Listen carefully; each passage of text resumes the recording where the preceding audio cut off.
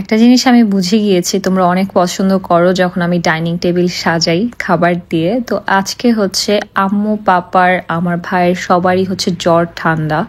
So সবার এখন craving উঠেছে, স্যুপ খাবে। তো আমি চিন্তা করলাম যে চলো তাহলে স্যুপই বানাই, স্যুপ আর মোমো। তো আমি আর আম্মু হেল্প করেছে, আমরা দুজন হচ্ছে স্যুপ আর মোমো পানি নিয়েছি। এখানে ছিল ঝটপট একটা ভেজিটেবল স্যুপ, এত ইয়ামি ছিল। আর তার সাথে হচ্ছে আম্মু বসে ঝাল ঝাল কিছু খেতে চায়, তো এখানে আমি কাঁচামরিচ কেটে নিচ্ছিলাম লেবুর রস দিয়ে, যেটা স্যুপে দেয় এক্সট্রা টেস্ট আনার জন্য। আর হ্যাঁ, স্যুপের রেসিপি যদি চাও তাহলে বেশি বেশি করে কমেন্ট করতে হবে, তাহলে আমি আজকের মধ্যে দিয়ে দিব। তারপর হচ্ছে মোমো করার জন্য প্রস্তুতি চলতেছিল, একটা হচ্ছে বিফ মোমো আর একটা হচ্ছে চিকেন মোমো।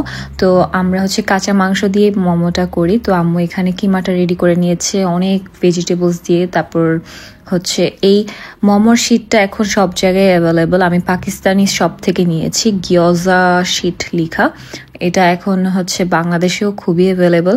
তো এইটা থাকাতে মানে কাজ অনেকটাই কমে গিয়েছে। নাহলে মোমো বানাতে শুধু একটাই ঝামেলা যে রুটি বানাতে হয়, এটা করতে হয়, ওটা করতে হয়।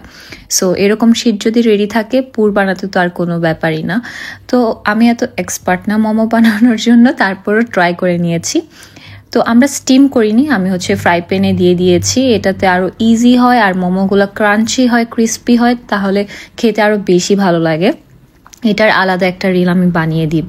তো এইভাবে কমও সময় লাগে, যাদের স্টিমার নাই তারা এইভাবেও মোমোগুলো বানাতে পারে। দেখো মশলা দিলে অনেক সুন্দর হয়েছে। তো এখানে আমাদের মোমো হয়ে গিয়েছে, মানে সব কিছু করতে মনে হয় 1 ঘন্টাও লাগে না। আমি হাতে হাতে করে ফেলছি, আম্মু কিছু করে দিয়েছে, আমি কিছু করে দিয়েছি। তারপর হচ্ছে আমি চিন্তা করলাম যে না, আজকে ডাইনিং টেবিলে সবার সাথেই খাই একসাথে। পাপাও যেহেতু বাসায় ছিল, তো আমি আমার ডাইনিং টেবিলটা সেট করে নিচ্ছি। অনেকে আমাকে বলো আপু তোমার ডিনার সেট কোথা থেকে নেওয়া, এটা কোথা থেকে নেওয়া, এগুলো হচ্ছে সব আম্মুর জিনিস। আর আমরা যেহেতু ইটালি থাকি, সো এখান থেকেই কেনাকাটা হয়।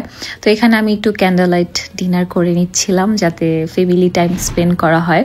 তো এখানে গরম গরম স্যুপ ছিল, তারপর হচ্ছে চিকেন মোমো, তারপর হচ্ছে বিফ মোমো। দ্যাটস ইট, একদম সিম্পল, এক্সট্রা কিছু নাই। খুবই হেলদি ছিল, কারণ স্যুপে অনেক ভেজিটেবলস ছিল, তারপর হচ্ছে মোমো হেলদি।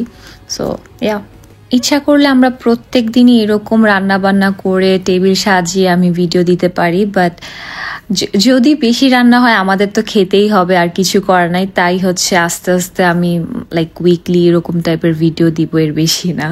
তো অনেকে বলো আপু বেশি বেশি করে এসব ভ্লগ দাও, দাওয়াত ভ্লগ দাও, বাট মানে এত করা হয় না। সো এই তো এর জন্যই আমার এরকম টাইপের ব্লগ খুবই কম দেওয়া হয়। গরম গরম স্যুপটা ঠান্ডা হোক, এর মাঝে তোমাদের সাথে একটা স্কিন কেয়ার প্রোডাক্ট আমি শেয়ার করব, সেটা হচ্ছে গ্লাইকোলিক অ্যাসিড। এই গ্লাইকোলিক অ্যাসিড আমাদের ফেসের জন্য খুবই ভালো। এটা জাস্ট ফেস না, ফেস, হেয়ার, আর্মস, ফিট সব কিছুর জন্য।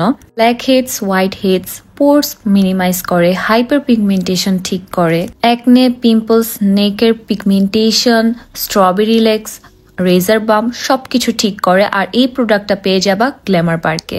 এটার ইন ডিটেলস ভিডিও আমি অন্য একটা রিলে দিব। সো তোমরা যদি এই প্রোডাক্টটা চাও অবশ্যই ওদেরকে নক করবা। তো আমার স্যুপ ঠান্ডা হয়ে গিয়েছে, এখন হচ্ছে আমি খেয়ে নিচ্ছি। তো এই তো, রেসিপি জানার জন্য কমেন্ট বক্সে জানাতে হবে, আর ওদের প্রোডাক্ট অর্ডার করার জন্য গ্ল্যামার পার্কে ইনবক্স করতে হবে। আমি কমেন্ট বক্সে ওদের লিঙ্ক দিয়ে দিব, আর ইন ডিটেলস ভিডিও চলে আসবে। Bye bye.